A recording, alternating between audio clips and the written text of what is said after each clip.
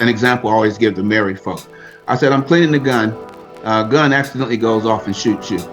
There's no intent, but guess what? That bullet does the same damage whether you intend it or not.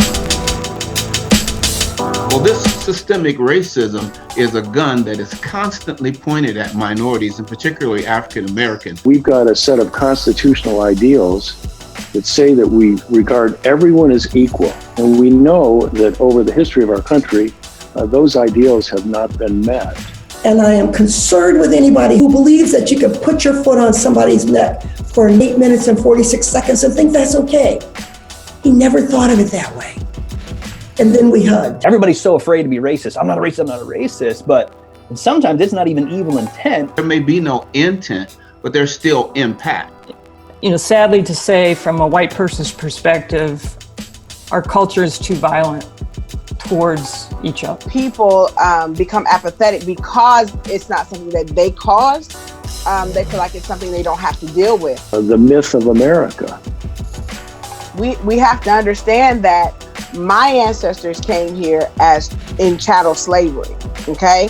And so there was an idea that we weren't completely human. I think white people are ultimately afraid if they gave Black people power, they would treat them the way white people treat them.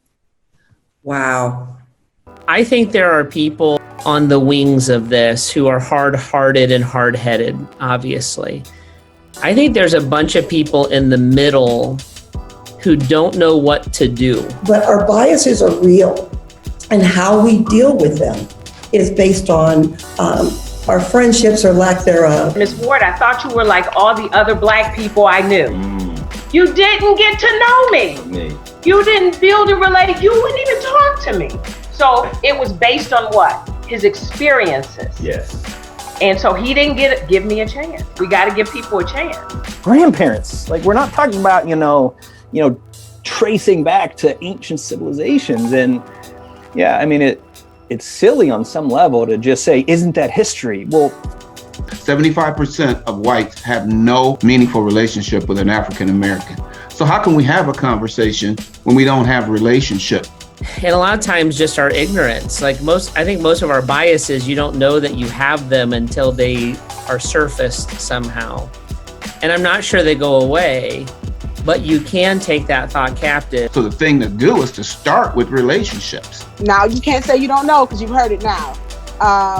Then you have to make a specific effort to do what it takes to dismantle something that makes it difficult for other people to live as your neighbors and as fellow citizens. This is where it's going to start. It's going to start by us talking, by us having the conversation and going a little bit deeper with one another and a little bit wider. Again, it's about being comfortable with being uncomfortable.